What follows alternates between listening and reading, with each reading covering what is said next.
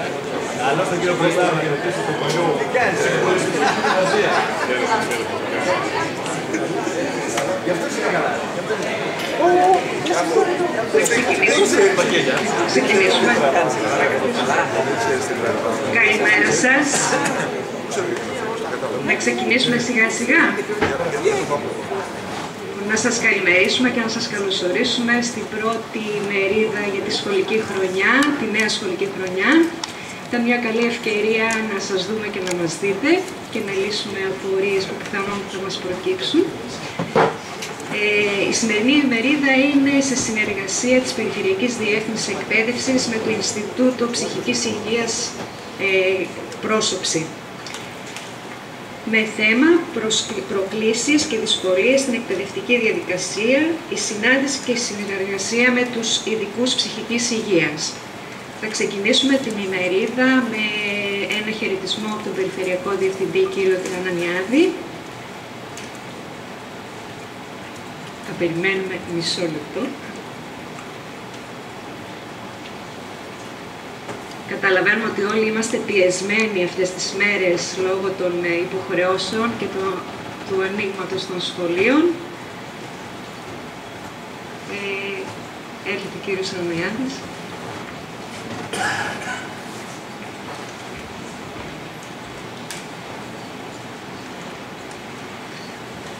Συναδέλφες και συνάδελφοι, καλή σχολική χρονιά, καλημέρα να πούμε. Σας καλωσορίζουμε στην πρώτη ημερίδα που διοργανώνει η Περιφερειακή Διεύθυνση Εκπαίδευσης για την σχολική χρονιά 2017-18. Ελπίζω να έχουμε και άλλες παρόμοιες τέτοιες συναντήσεις και να βρισκόμαστε και εδώ, στο χώρο αυτό, το φιλόξενο χώρο του Νόησης, αλλά και στη δικιά μας εκεί, στο δικό μας χώρο της Περιφερειακής Διεύθυνσης Εκπαίδευσης, αλλά και σε άλλους χώρους. Τώρα βέβαια εσείς έχετε κάποια αγωνία εκτός από το πώς θα ξεκινήσει η χρονιά σε σχέση με το τι θα γίνει και με εσάς. Γιατί βρίσκεστε οι περισσότεροι βέβαια, γιατί είστε σχολικοί σύμβουλοι. Οι διευθυντές εκπαίδευσης ενώ έχουν προσκληθεί, απουσιάζουν οι περισσότεροι, έχουν συμβούλια, γίνονται τοποθετήσεις αυτή την περίοδο. Οι σχολικοί σύμβουλοι της δευτεροβάθμιας κάνουν αρκετοί και επιμορφωτικές συναντήσεις για τις δημιουργικές εργασίες στα γενικά λύκεια και γι' αυτό και η συμμετοχή δεν είναι και τόσο ικανοποιητική.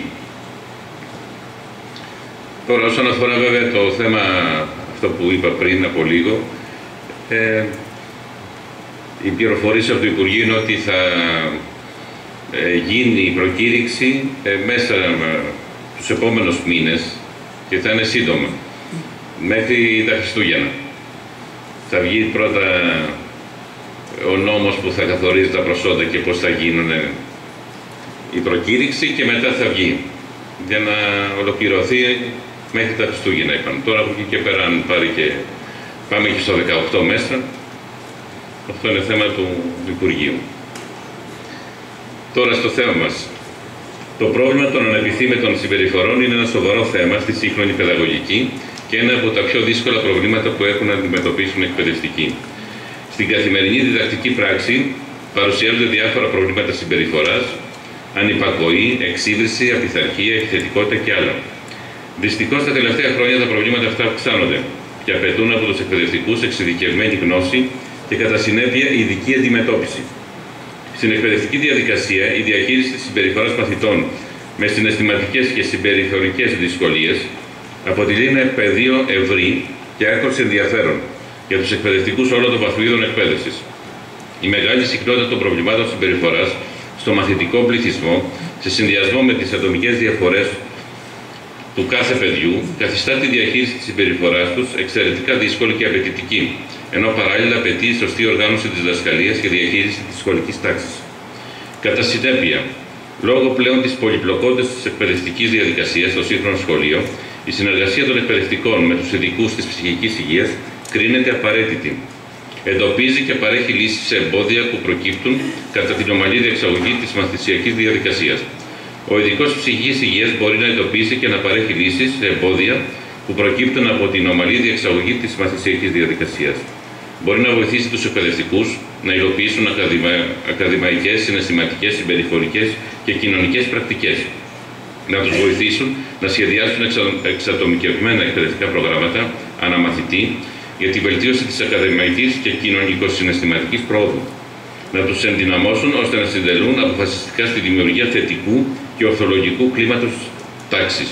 Επομένως, η επιμορφωτική μερίδα που διοργανώνεται σήμερα αποτελεί τον οδηγό για ένα νέο πεδίο συνάντησης και συνεργασίας της εκπαιδευτικής κοινότητας και των ειδικών της ψυχικής υγείας, προκειμένου τα προβλήματα που προκύπτουν στην εκπαιδευτική ζωή να επιλύονται με τον πλέον πρόσφορο τρόπο. Εύχομαι κάθε καλό στις εργασίες της επιμορφωτικής μερίδας και τα χρήσιμα συμπεράσματα να ενσωματωθούν στην πρακτική εκπαιδευτική ζωή. Σύμφωνα με το πρόγραμμα, θα ήταν εδώ για χαιρετισμό και ο προϊστάμενος παιδαγωγικής και επιστημονικής καθοδήγησης, ο κύριος Ακτιδής, πρωτοβάθμιας εκπαίδευσης. Δυστυχώς λείπει, θα έρθει αργότερα προς το τέλος, γιατί λείπει επειδή η απουσία του έχει σχέση με το θέμα της ημερίδας. Είναι στην εισαγγελέα ανηλίκων για ένα παιδί το οποίο έχει προβληματική συμπεριφορά και έχουν προσφύγει στον εισαγγελέα. Είναι ένα θέμα το οποίο έχει ξεκινήσει από τα νήπια. Το παιδί αυτή τη στιγμή είναι στην 3η δημοτικού και όπου πηγαίνει, σε όποιο σχολείο πηγαίνει, δεν το θέλουν. Και τώρα έχει φτάσει στην εισαγγελέα ενηλίκων και καταθέτουν εκεί ο κύριος Ακρετίδης, η κυρία Πετράκη μεθαύριο και διάφορα άλλα και προσπαθούν να βρουν μια λύση. Οπότε όταν θα έρθει στο τέλος, εδώ θα μπορεί να το δείτε και λίγο με τους ειδικούς, να δούμε τι θα δούμε. Παράλληλα, επειδή ξέρετε το θέμα της συμπεριφοράς ξεκινάνε από τα νήπια, αλλά δεν είναι μόνο νήπια και δημοτικά. Προχωράνε και στο γυμνάσιο και στο λύκειο και στα ΕΠΑΛ. Εγώ επειδή ήμουνα και διευθυντής σε ΕΠΑΛ και σε δύσκολα ΕΠΑΛ, στον Ευκλήδη, που εκεί έχει και μια φήμη ότι εκεί είναι τα κακά παιδιά, είναι όχι αυτά τα οποία δεν θέλουν και πολύ τα μαθήματα, είναι ζωηρά. Είχα πάει το 2011 και με κάποιους εκεί συναδέλφους βάλαμε ένα πρόγραμμα. Ότι πώς να μπορέσουμε να διαχειριστούμε αυτή την κατάσταση. Ενώ στην αρχή, ας πούμε, εντάξει, ήταν η νοοτροπία να πέφτουν αποβολές, το γνωστό, ας πούμε. Μονοήμερη, διήμερη, τριήμερη, πενθήμερη αποβολή, αλλαγή σχολικού περιβάλλοντος. Βέβαια σε μένα δεν έγινε στο δικό μου ΕΠΑΛ, γιατί εκεί βέβαια υπάρχουν και άλλα ΕΠΑΛ, δεν είναι ένα μόνο. Όταν ήμουν εγώ ήταν 3 ημερήσια, συν το 15ο που ήταν δίπλα. Τώρα είναι 2 στο μπροστινό μέρος και 1 πίσω. Την 3η χρονιά, εντάξει, μπαίναν κάποιες έτσι αποβολές.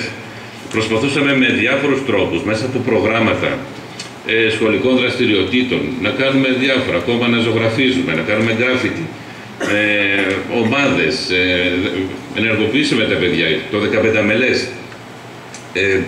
Την 3η χρονιά είχα φτάσει στο σημείο, στο ποινολόγιο, να έχει 1 μέρα αποβολή μόνο. Μιλάμε τώρα σε ΕΠΑΛΤΟ, που εκεί είναι καθημερινό φαινόμενο η αποβολή. Τώρα, χθες που πήγα να κάνω αγιασμό εκεί, μιλάμε τώρα 11-2017, είναι 6 χρόνια. Βρήκα ένα συνάδελφο που είχαμε οργανώσει τότε και μου λέει, έχει αλλάξει, λέει, πρόσωπο εδώ το σχολείο. Τα παιδιά σέβονται τους καθηγητές, μιλάνε όλα πολύ έτσι ευγενικά, συμμετέχουν στη ζωή του σχολείου, τη μαθητική, σέβονται τον χώρο. Δηλαδή είναι αυτό και έχει κάνει και ειδική μελέτη, λέει, την οποία θα την παρουσιάσει, θα μου τη στείλει την Άνοιξη.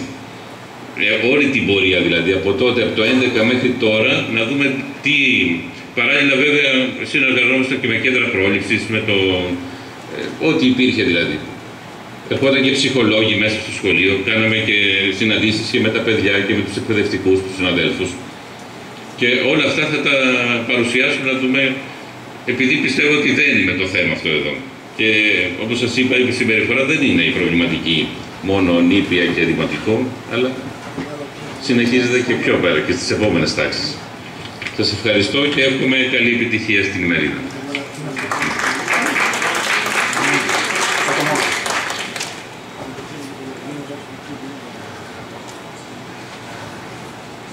Ευχαριστούμε πολύ. Θα σας καλημερίσει και η κυρία Συριάννη Μαρία. Είναι η αναπληρώτρια προϊσταμένη επιστημονικής και παιδαγωγικής καθοδήγησης της δευτεροβάθμιας εκπαίδευσης.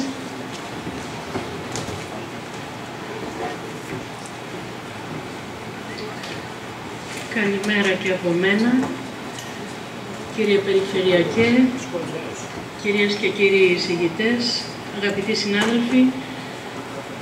Τα προβλήματα συμπεριφοράς των μαθητών που αντιμετωπίζουν οι εκπαιδευτικοί στην τάξη είναι πολλά και διαφορετικής μορφής και έντασης.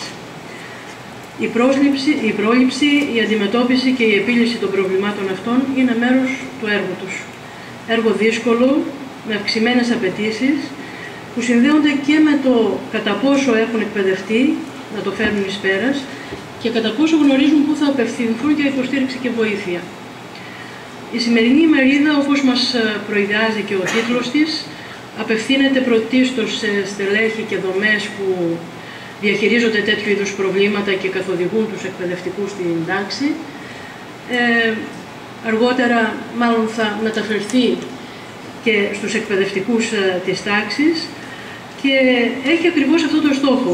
Η δυσκολία από προβλήματα συμπεριφοράς των μαθητών είναι ταυτόχρονα και μια πρόκληση για συνάντηση και συνεργασία με τους ειδικούς της ψυχικής υγείας. Ευχαριστούμε λοιπόν όλους τους εισηγητές για τη συνεργασία με την Περιφερειακή Διεύθυνση Εκπαίδευσης και για τα όσα πολύτιμα της δικής τους επιστήμης θα μας μεταφέρουν σήμερα. Ευχαριστούμε και όλους εσάς που ανταποκριθήκατε και πλαισιώνετε τη σημερινή ημερίδα και όλους εκείνους βέβαια που βοήθησαν και υποστηρίζουν σήμερα τεχνικά και γραμματιακά την εκδήλωση. Σας ευχαριστώ πολύ, καλή επιτυχία.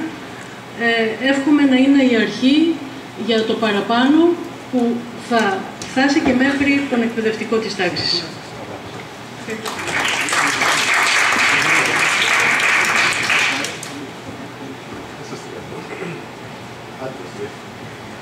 Θα ξεκινήσει η σημερινή ημερίδα με την κεντρική εισήγηση του κυρίου Αλέξιου Λάπα, παιδοψυχιάτρου, μέλος του Βασιλικού Κολεγίου των Ψυχιάτρων Μεγάλης Βρετανίας, μέλος Τομεακής Επιτροπής Ψυχικής Υγείας Παιδιών και Εφήβων Δυτικής Θεσσαλονίκης, επιστημονικός υπεύθυνος Ελληνικού Παιδικού Χωριού στο Φλήρο, επιστημονικός υπεύθυνος Ινστιτούτου Πρόσωψης. Θα παρακαλέσουμε τον κύριο Αλέξιο Λάπα να κάνει την κεντρική του εισήγηση και στη συνέχεια θα ακολουθήσει η Επιστημονική Τράπεζα.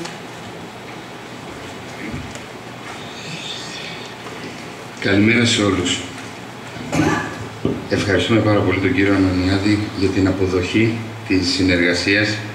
Κυρία Συριάννη, αγαπητοί διευθυντές, σύμβουλοι, άνθρωποι οι οποίοι ουσιαστικά, πολλές φορές χωρίς να το συνειδητοποιήσετε, αποτελείται τον τελευταίο συνδεκτικό ιστό μιας κοινωνίας η οποία έχει κάθε λόγο να είχε οδηγηθεί σε εμφύλιο πόλεμο τα τελευταία χρόνια. Οι μελέτες μας δείχνουν ότι οι ανήλικοι, όχι μόνο της Ελλάδος, όλοι οι ανήλικοι, ως πιο σταθερό ενήλικο πρόσωπο στη ζωή τους, κατά κανόνα και μέχρι την ηλικία των 18 ετών έχουν έναν εκπαιδευτικό.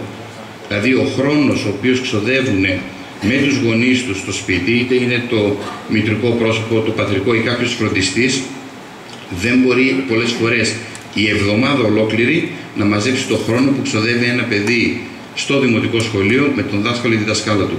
Αυτό για μας έχει κάτι πάρα πολύ κεντρικό, ότι αυτομάτως γίνεται πρόσωπο αναφοράς. Ακόμα και αν αισθάνεστε πολλές φορές δηλαδή ότι ο μαθητής αυτός αδιαφορεί ή οι γονείς του δεν έχουν προσέλθει ποτέ, για αυτόν τον άνθρωπο, για αυτό το παιδάκι και για την οικογένειά του που κρύβεται από πίσω, είσαστε πρόσωπο αναφοράς. Η διάθεση με την οποία ερχόμαστε σήμερα είναι για να ανατρέψουμε την λαϊκή σοφία που λέει ότι ένας κούκος δεν φέρνει την άνοιξη. Αν αυτό ισχύει, τότε καήκαμε. Γιατί η Ελλάδα στηρίζεται στη θεωρία του καλού Σαμαρίτη. Δηλαδή, σε κάθε τομέα, σε κάθε σχολείο, σε κάθε νοσοκομείο για μας, υπάρχει πάντα εκείνος ο άνθρωπος, ο οποίος βγαίνει από το μέσο όρο, θα κάνει το έξτρα βήμα, το extra mile που λένε οι Αγγλοσάξονες, και ουσιαστικά θα προσεγγίσει με έναν τέτοιο διαφορετικό τρόπο, που κάτι που για τους υπόλοιπους είναι πρόβλημα, τείχος, εμπόδιο, γι' αυτόν θα γίνει αφορμή για συνεργασία. Και συνήθως πιάνει ακριβώς για αυτόν τον λόγο. Κανείς δεν περιμένει ότι θα πιάσει, οπότε από το ίδιο το παιδί, τους γονείς του και τους συναδέλφους και τον διευθυντή του σχολείου του. Πολλές φορές αυτή η προσπάθεια, πολλές φορές ας πούμε και η απέλπιδα ενός συναδέλφου εκπαιδευτικού είναι αυτό που ουσιαστικά φέρνει τη διαφορά. Φέρνει την ενέργεια που χρειάζεται για να γίνει αυτή η αλλαγή. Για μας ωστόσο, επειδή προσεγγίζουμε και επιστημονικά το όλο θέμα, είναι σημαντικό να σας πούμε ότι η Ελλάδα έχει πρόβλημα στο διασύνδεση, διατομεακά, διατμηματικά. Απομονωμένος ο καθένας εξαντλεί την ενέργειά του στην ώρα της κρίσης.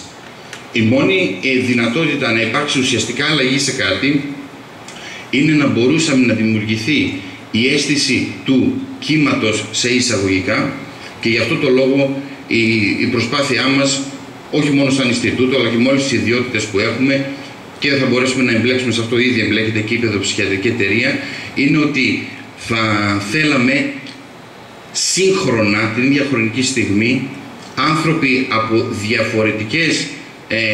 διαφορετικά κομμάτια της εκπαίδευσης, είτε είναι η ειδική αγωγή, είτε η γενική αγωγή, πρωτοβάθμια ή δευτεροβάθμια, ειδικότητες ή τα γενικά μαθήματα, να είχαν το ίδιο άκουσμα. Αυτό δημιουργεί μια κοινή βάση δεδομένων που στοιχειωδώς δημιουργεί ένα κοινό κώδικα επικοινωνίας.